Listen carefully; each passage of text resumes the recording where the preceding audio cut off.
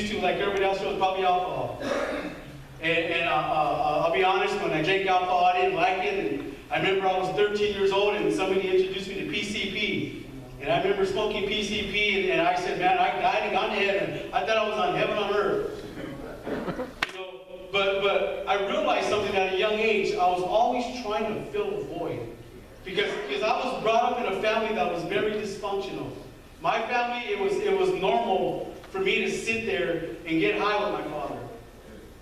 I remember one night when I smoked PCP, and I shared this before, that I came home and I freaked out.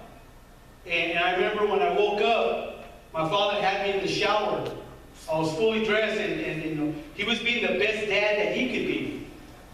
You know, in his mind, he was protecting me. And when I came out of it, you know, I just came out of it, went and put some dry clothes on, went to bed. In the morning, this is my father's son talk to me. He handed me a bag of marijuana. And he told me, don't smoke that, smoke this. But in his mind, he was doing good.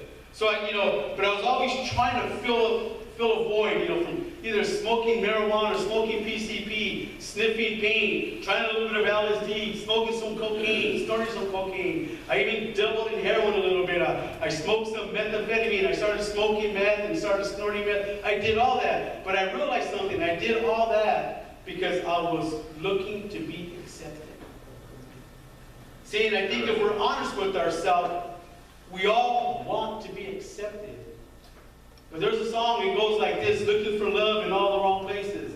And I believe I was looking for love, or I was looking for acceptance in all the wrong places. I didn't want to be the only guy that was different in the neighborhood. I didn't want to be the only guy that said no. I didn't want to be the guy that seemed like that. You know what? I wasn't man enough to get high, whatever. How many know this? That it takes a real man of God to say no to something. Amen. It takes a man to say, no, I don't care what you think about me. That's right. You guys ain't hearing this, man. You know, it's easy to give in to temptation. Matter of fact, it's natural to give in to temptation. But I said, you know what? I still had a void. And I was always trying to fill that void with the substance. But in reality, the choices that I was making, they were only creating more voids. Because as I began to grow older and all that, and being a young man and all that, I found out that everything that I wanted, that acceptance and wanting to be liked and wanting to be a part of something, wanting to be part of a family, wanting to have a family and all that, my substance use was taking me away from all that. And what did I do? I continued to use more and more to try to fill that void. And it seems like the more I used, the bigger the void got. The more I used, the bigger hole I found myself in. And then I remember one day I had my first road to Damascus experience. That's what I want to call it. I remember coming here, I'll be honest, Brother Gilbert, you told me the same thing before. I didn't like you when you were first here. I didn't like Richard when he was first here. I remember my father used to be here and he used to help run the home too, and he used to stay in that trade. I think you guys were roommates for a while there, right? And I used to come over here because I was staying down the street and try to ask my dad for a few bucks or whatever and all that. And I remember coming over to see my dad, and I always felt a sense of peace here. But I didn't like the people here because I knew if I liked them, then something was wrong with me. I needed to change, amen? Because somebody know that void that I created all the time, the way I separated myself from everything, was substances. It was blinding me from true happiness. It was. You know what? Getting high is fun, but it's miserable. It's miserable, amen? And I remember one day, and I shared this many times behind the pulpit. One day I was standing in the garage down the street because I was in my 20s, probably closer to my 30s now, and still not having nowhere to go, still trying to come over here and bum a few bucks off my father or my mother whenever she was around here, because she was staying with my sister, matter of fact, at that time, Pastor Danny. And I was always trying to do something. And I remember one day I was in the garage and I was filling that void, so I thought, and I began to get high, and I was getting high in there, and I had a vision. I had my first vision of my life, and this was my vision, and I shared it before. I got old in that garage. I remember seeing myself shriveled and old, like Mr. Magoo. I was really old, and in my vision, I was old. And I couldn't stay in there. I couldn't breathe. I remember I was sitting in that garage, and I couldn't breathe. It was in 1996. And I remember I had to run out of that garage, and I ran out of the garage, and I was saying I was right down the street. The front doors of the church were open. And the Lord spoke to me, and I didn't realize at the time, though, but He told me, that's where you're going to fill that void. That's where you know what you're looking for, that's where it is. And I knew everybody in the church. Pastor Danny was my brother. I knew Pastor Danny since I was a little kid.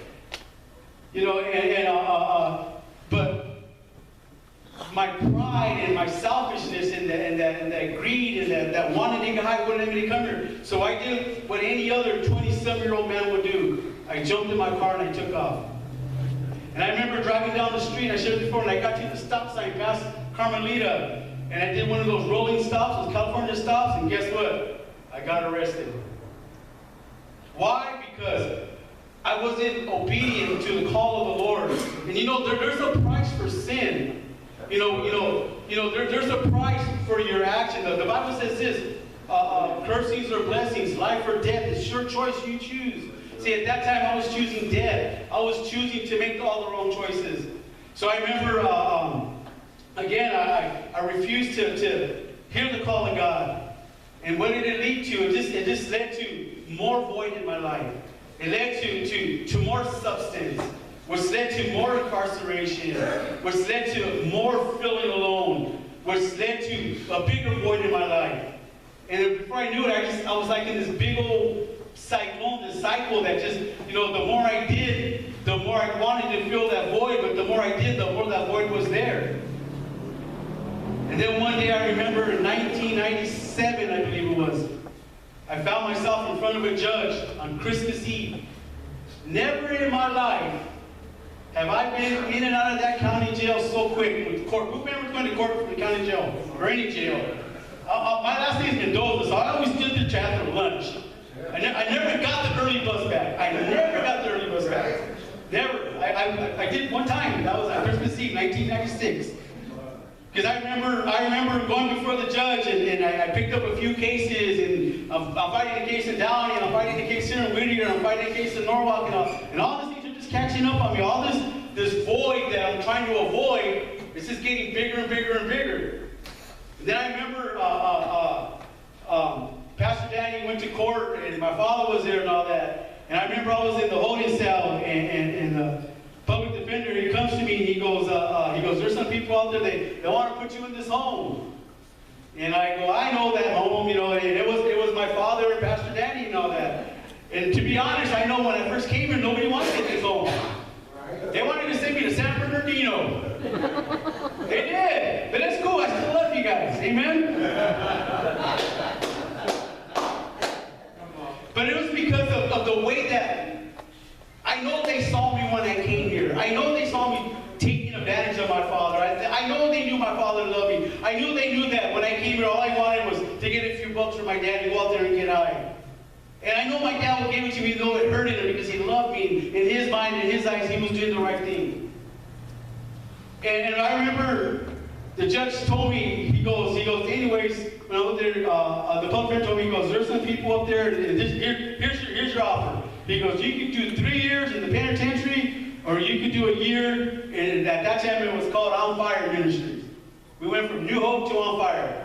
And he walked me and he goes, I'll give you a few minutes to think about it. And I said, I don't need a few minutes. I'll do the time in prison. No, I'm playing. I said, I don't need to think about it. I'll go to the home. That's how much of a man I was, right? Welcome home. But because I've gotten in so much trouble, I still had to do a little time. I still had to do about 7 or 8 months I ended up doing before they let me out. But anyways, so I remember all that, and I remember coming to the home, not wanting to be here. Not knowing much, not knowing nothing, not knowing how to read the Bible, not even knowing what a Bible was.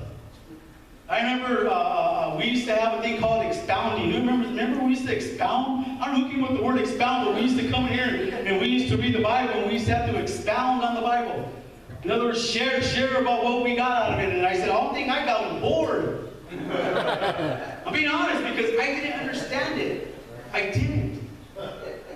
But still, you know, and I'm here, and that void is still there, though. That emptiness is still there. And then I remember one day I just started to get curious. I wanted to know about what the Lord can do.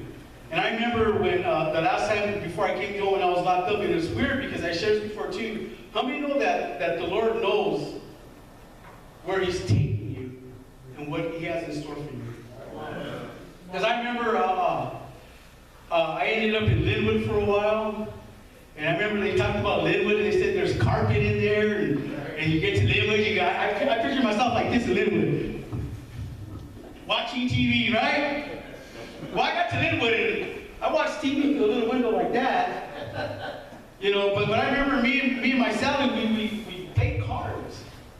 So all we did was play cards, because we never came out of our cell just to eat, you know. And you know, that carpet, don't tell my stepped on that carpet was when I used to go eat or when I would go shower or whatever. And I remember, so we played cards. We were poor. And I remember one day we got a hold of this flyer, and I should for you, if you read 5 chapters of Psalms and 1 chapter of Proverbs, in 30 days you will read both entire books. So we did that. Well, we do it, you know, 5 and 1 is 6, so I will read a chapter, he will read a chapter, I will read a chapter, he will read a chapter, I will read a chapter, and we did that for 30 days. But I didn't realize at the time, see, that was another road to the Master's experience for me. The Lord began to reveal Himself to me. He began to move. Then I came here, and I still didn't understand what I was doing. But I'll never forget the day, June 14, 1997. June 14, 1997 was the day that I finally just surrendered to the Lord. I said, you know what, I'm tired. I'm tired of trying to fill this emptiness that was in me. And the Lord spoke to me, and He spoke to me through Hebrews chapter 12, verse 1. And it says, therefore, since we are surrounded by such a huge crowd of witnesses to the life of faith, let us strip off every weight that slows us down, especially the sin that easily entraps us, and let us run with endurance the race God has set before us. We do this by keeping our eyes on Jesus, the champion who initiates and perfects our faith. And I'll be honest, you know, I didn't see no bright light. Yeah. You know, I didn't fall down and start, you know, rolling around on the ground and all that. I just kept my eyes on Jesus. And I said, Lord, if you're real, Lord, you get me through this. Lord, you know what? If you're real, you do this. Lord, you speak to me. You speak through me. And I began to just make myself available. I began to just get more curious about the Bible. I remember one time I was sitting in here, and we had these little books we used to get from the Foursquare Mission Press. And it talked about the Beatitudes. And I'm looking through my Bible, and I could not find Aunt B nowhere in that Bible. And I'm looking for it, and I was like, where's Aunt B at? I don't know what the Beatitudes were. And I remember Pastor Danny, we didn't have upstairs there. That's when we had the offices downstairs. And Pastor Danny used to come every morning and go to his office. And I was like, I was waiting for him to come. I go, I want to know what the Beatitudes are, because I'm looking and I can't find it. And then he told me to go Matthew chapter 5, and I found, oh, there's that B, and I started, but you know, it started with the desire, with the hunger, with wanting to get to know the Lord. And I started praying, and Lord, use me in ministry. Man, we used to set up these chairs, and we used to get strings, and for Pastor Danny, they had to be straight. I don't know if you guys remember that. I mean, I'll be honest, the way these chairs right now, you guys are fired, okay? Because these chairs had to be straight. I'm not lying, man. They had to be straight. You know, everything was good. I mean, the beds had to be made. And the shoes, I mean, it was, you know. And I remember I said, well, Lord, you know, use me. And I remember kind of like what you went through, Gilbert.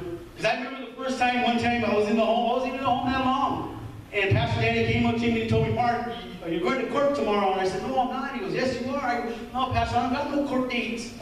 He goes, no, you're going to go to the home. You're going to represent somebody to come in the home.